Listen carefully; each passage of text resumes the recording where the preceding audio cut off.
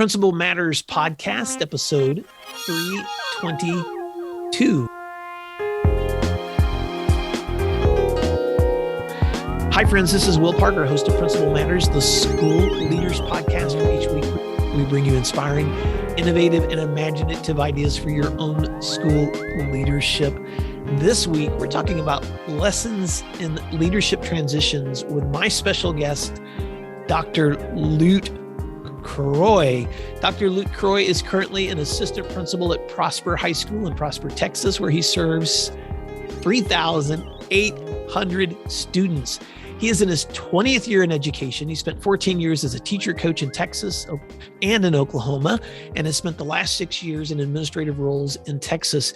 He's also the founder of the New School Leader, where he dives into his passion for helping aspiring administrators take the next step in their leadership journeys. His bachelor's degree is from Southern Methodist University in Dallas, Texas, with a double major in history and psychology. He was a 4-year starter on their football team and a discus thrower on the track and field team for 2 years. His master's degree is from Lamar University in Beaumont, Texas, where he has a master's in education administration.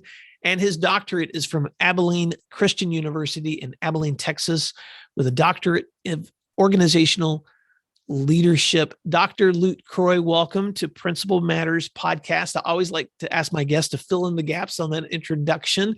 And listeners are also going to recognize my voice is hoarse because I have a cold, but I'm here anyway. And so listeners, I apologize that you get to hear the hoarse Will, but Dr. Lute Croy, welcome to Principal Matters Podcast. Yeah, thanks so much, Will. I'm super fired up to be here. And I've told you in the past, this podcast was super formative for me as an aspiring administrator about 8 years ago. So to be back here doing this is fantastic. So thank you so much.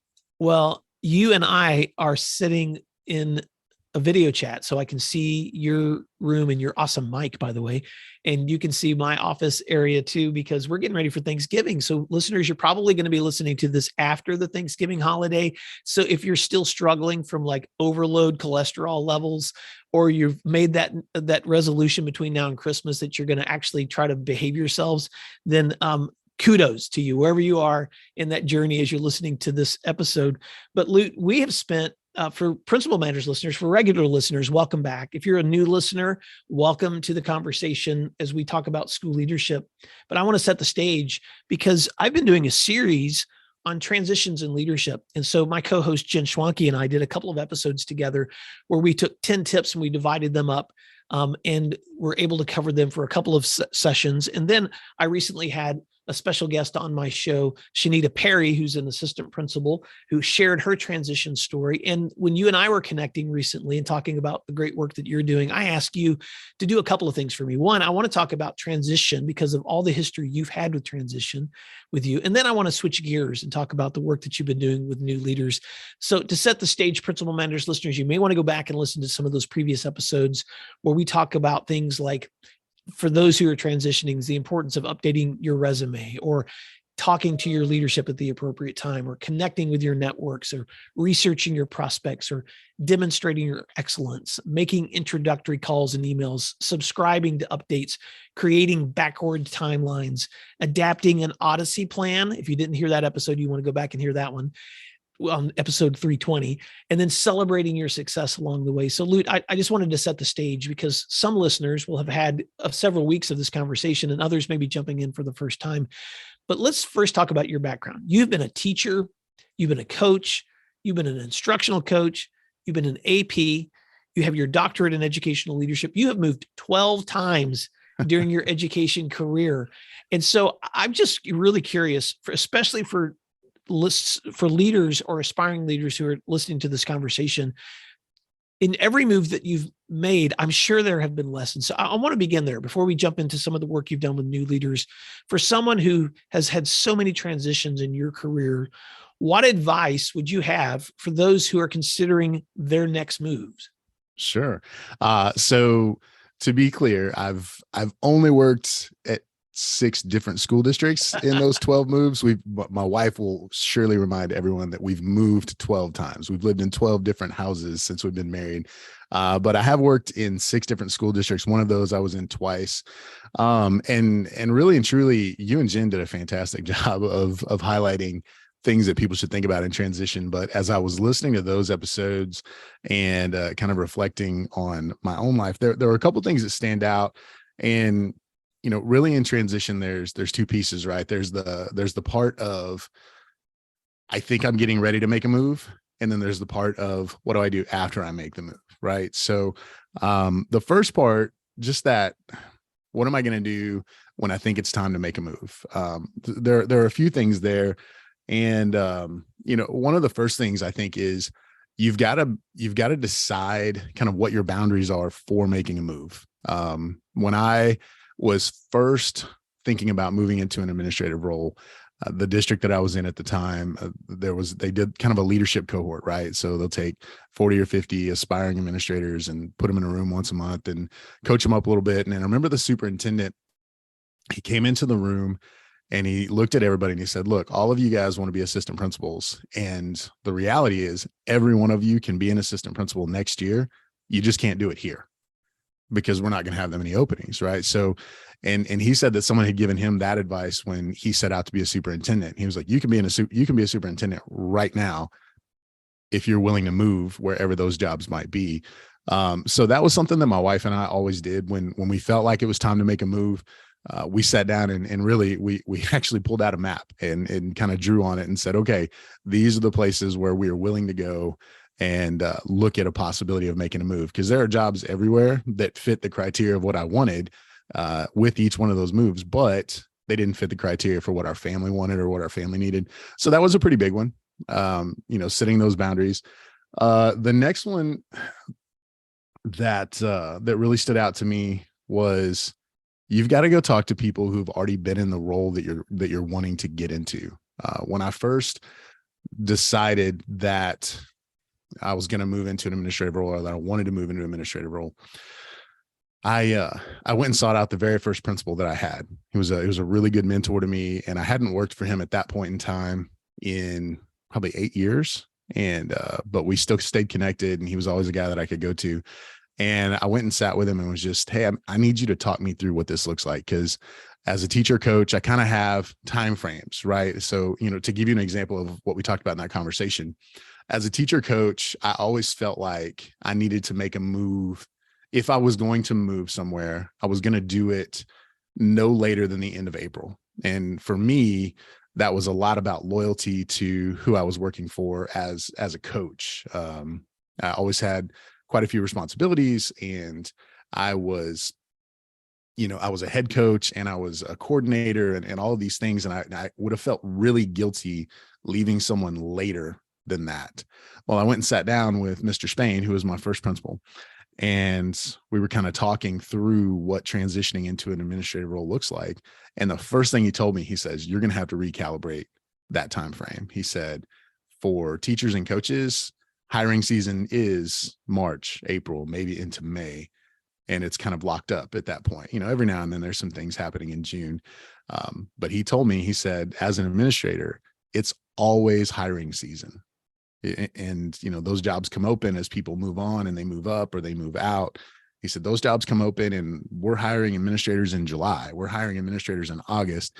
And having had that conversation with him, it helped me understand kind of what I was getting myself into, but it also helped me make some decisions about the role that I was currently in. So just to kind of give you a little bit more background into that transition, the school that I was at the time, I was heavily involved in leadership. I was the head wrestling coach. I was the special teams coordinator. I was in charge of our character development. I had a lot of responsibilities as a coach.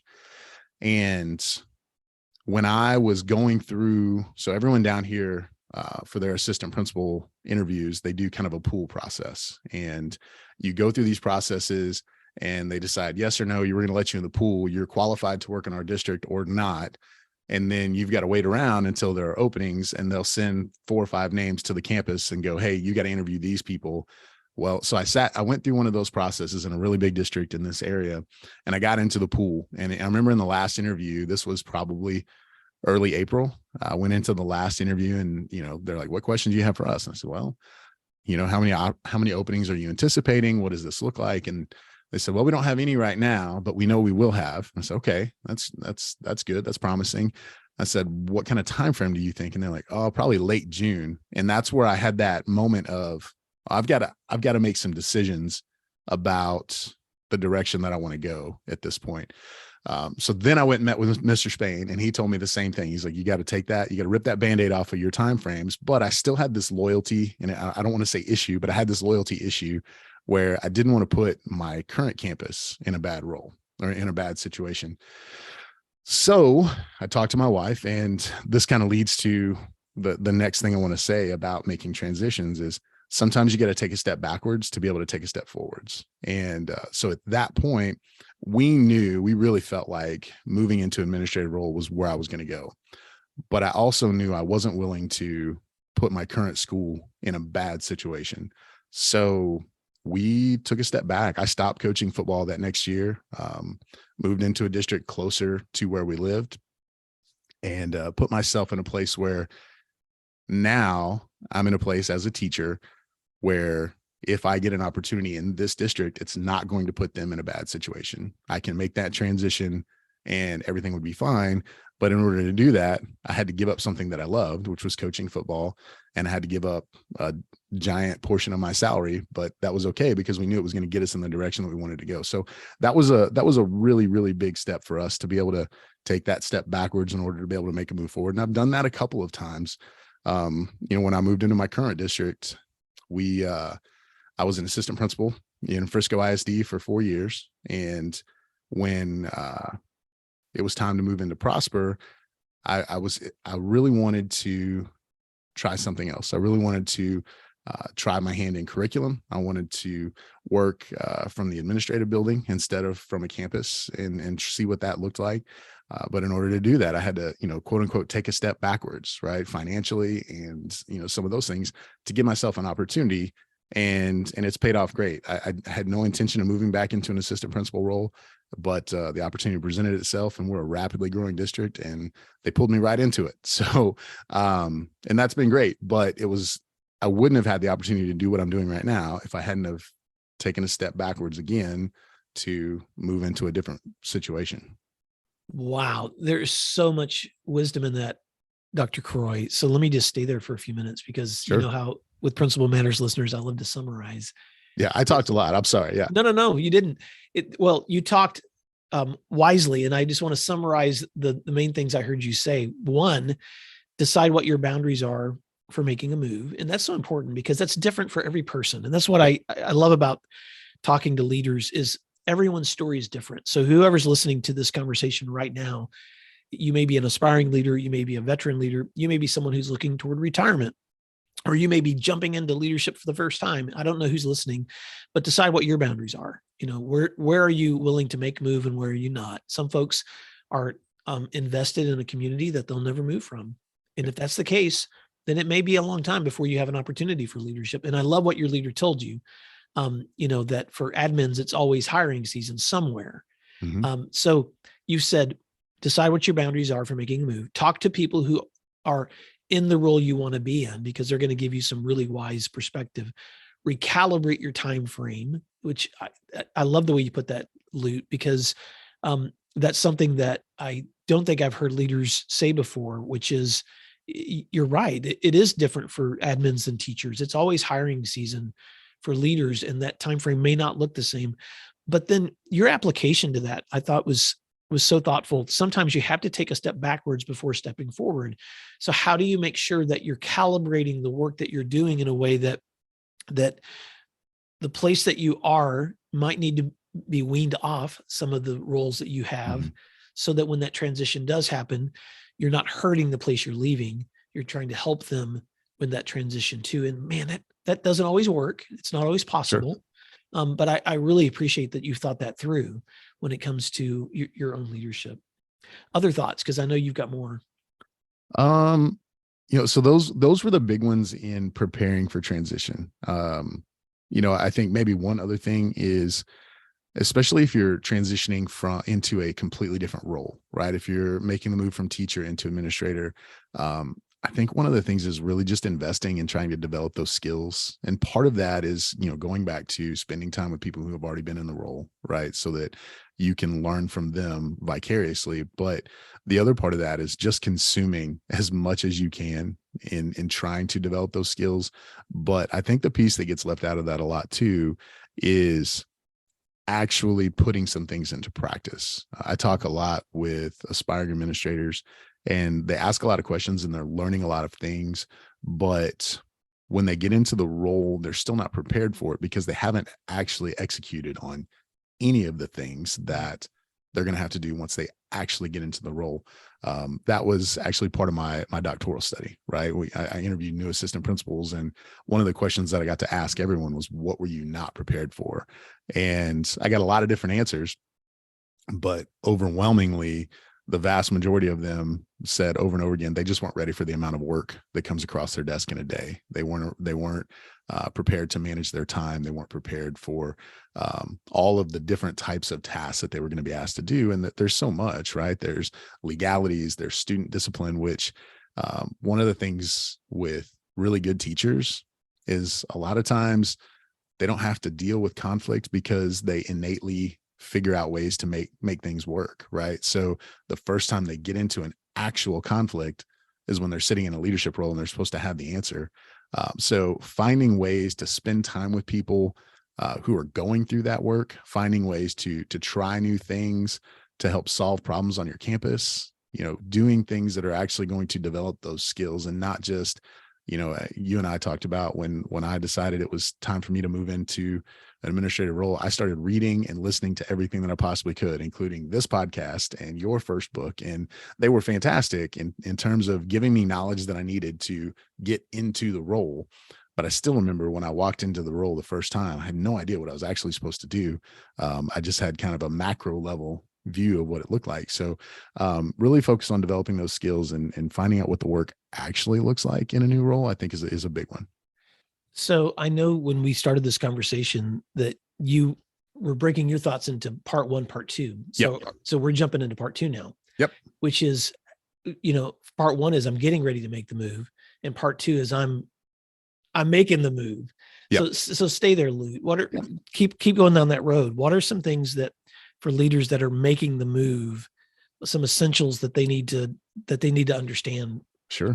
For success. So I think the first thing is you've got to throw your ego out and you've got to be willing to ask a lot of questions. I know when I stepped into my first assistant principal role, I joke about it all the time, but I wore the carpet out between my office and my principal's office because I'm a guy, I'm a low ego guy. I'm very willing to go ask questions and say that I don't have the answer, because I would much rather go figure out the right way to do it than, throw something up against the wall and hope it sticks. And kind of the advice that I give to people in this is they hired you because they think that you're qualified and they think that you're a good fit. They want you to be successful. And sometimes that means they want you to be successful in the systems that they already have in place, right? So you may have already been in that role somewhere else, but the context of the local school district is different, right? You're in a different place. So you need to understand what that looks like here, right? So be willing to ask questions to go understand how to do this work within the systems that they already have in place. The one exception to that would be if they've hired you and specifically said, hey, we need you to blow this up and put your own systems in place, because that happens. Doesn't happen a lot, but it does happen. Hey, we need you to come in, put your own systems in place and run with it. But most of the time it's, hey, you're awesome. You're going to be a great fit here. You've got some great experience. Here's how we do things. And we need you to add to the way we do it and don't go rogue. So be willing to ask questions and figure out how to do things at the place where you're at now. Right. This was a really big one for me. This next one, it's find a way to add value by leaning into your strengths. So I talk about my first year as an assistant principal. I had no idea what I was supposed to do. I remember asking people all the time, like, hey, does this get better? I don't understand why I just have to ask you how to do everything. And everybody told me, it's like, you just got to get through the first year. The first year, you're going to learn all the things. And the next year you're going to have it and it's going to be great. And they were right. It got a lot better as I asked questions and learned from all those things. But I wasn't content with basically wasting a year trying to figure out how to do the job that I'd been hired to do. I knew there were things that I was good at. I knew there were things that I could contribute to in that moment. So that first year, while I was trying to figure out how to do that job, I went to my principal and said, "Hey, I'm learning how to do this, but I have something that I want to do. I just want to make sure that you're good with it before I do it." And we had it was a new-ish school. School had been open for 3 years. So we had a really young coaching staff. And that was my background, right? I felt like I had a pretty good grasp on the world of coaching. And we had a young, hungry coaching staff that was wanting to grow in the profession. And some of them, they were wanting to become head coaches. So I decided, if I'm good at that and I understand that world, I'm going to create like a coaches leadership academy that I'm going to do once a month. And I'm going to bring these young coaches in, and I'm going to get to pour into them while I'm learning how to do this role, because I know that I can add value right now in that way, because that's something that I'm good at. So, and it was great. And it was something we did right up until COVID hit. We did for 3 years, and it was great. We learned together. A bunch of those coaches moved up and they got promoted and they got head coaching jobs, and it was awesome. But it was a way for me, one, to add value to my campus, but two, also to remind myself of, hey, they did hire me for a reason. They hired me because I'm good at some things, right? In the midst of the frustration of having to learn how to do all the other things, this gave me an opportunity to really excel at something early on in that transition, which I thought was great. And I was kind of reflecting on that. That's actually happened, and I didn't even realize it. It's happened several times, right? As I've transitioned from one place to the next in my current role, I'm pouring into what we call our guiding leadership team. And they kind of define the work of our collaborative teams on our campus. And the reason why that has become my niche at Prosper High School is because of my previous role as administrator. That was the work that I was doing there, right? And I've got more experience in that work than most of the people on our campus. So it was a natural transition for me to be able to start leaning into that work. There are other things that we do, but find the thing that, you can lean into and say, "Hey, I've got really good experience here. Let me help with this thing." And, that happens every time we transition. You just have to kind of figure out what that is. Oh, I love that. There's, let me pause for just a moment. Sure. Because you're just making my brain kick into gear. One of the things I love about that, Lute, is that wherever you are in your leadership journey, whether you're new or whether you're experienced, you have a value to contribute to an organization that is unique to whatever your background is, whatever you're inside. And I can only speak to my experience compared to yours. So in my experience, I was a former writing teacher. I was a former language arts teacher. I was a creative writing instructor. I was an AP language instructor. So that was my background. My craft was teaching people how to communicate and how to write. And then I found myself as an assistant principal missing some of the use of that craft. And so what did I do? I started blogging. I started creating a school newsletter. I started eventually making a podcast. And so those things became my outlet for ways for me to still exercise the craft that was enhancing the leadership that I was doing in those areas. And so, Lute, I love it that you're able to figure out, well, what is the value that I'm already strong in as I'm learning these other skill sets, so I can lean into that at the same time that I'm learning. Because I think when you do that, it also adds an amazing amount of joy to your work. Oh, yeah. And it keeps you connected to something that you're good at. And so whoever's listening to this right now, you have a skill set and a value that may be something that no one else on your team does. I mean, maybe your background is mathematics and you're an Excel spreadsheet master. That's not my strength.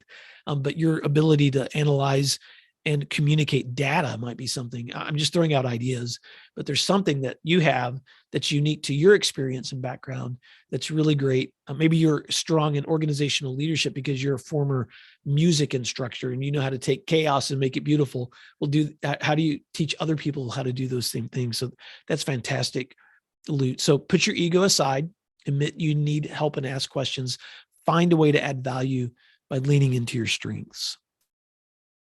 Yeah, those were the big ones as I was thinking about transition. I feel like those were the things that, as I look back from this job to that job to that job, that I saw reappearing over and over and over again. And it's different every time you transition into a job. there's a reason why you end up where you end up. Right. And sometimes it's because you've reached out to your network and you've connected with someone and you're going to work for someone or with someone that you're familiar with. And that makes that transition a lot easier. Right. I think when you and I were talking last week, I think I said all but one of the jobs that I've had, I transitioned into a job where I knew somebody. Mm-hmm. Right. I think there may be two that I moved into a role where I didn't know anyone. But most of the time I knew somebody that I could connect with and that I could kind of go through that work together with. But in those roles where you transition into a job where you don't know somebody, right? I think it's really important to get off to a good start. And, leaning into your strengths is one of those things, but it's also just focusing on doing the best work that you can do. Right. You want to make sure, or at least I always felt like when I went into one of those roles where I don't know anybody who can vouch for me in this moment, right? I wanted to make sure that at the end of the day or at the end of the week or at the end of whatever that time period was, I wanted them to reflect back and go, man, that was a really good hire. Right. So just focus on doing the best job that you can do on the things that you can control in that moment is a huge piece for me. So yeah, that's transition. Well, Dr. Lute Croy, I'm going to ask you to stay around for a second session because I want to dive even more deeply into some of the work that you've done through your dissertation and your work with new leaders. And so if you're game, I'd love to have you back for another round. But as we wrap up this conversation, I just want to remind Principal Matters listeners, wherever you are in your leadership journey, maybe you're listening to this and you're like, I'm not going anywhere. Well, think about where you are right now. How are you adding value? How are you leaning into your strengths? How are you asking for help? How are you making sure that you're still growing? Or maybe you are someone listening to this and you're like, man, I sense the pull. There's something else that is pulling me, or I'm looking at this next option.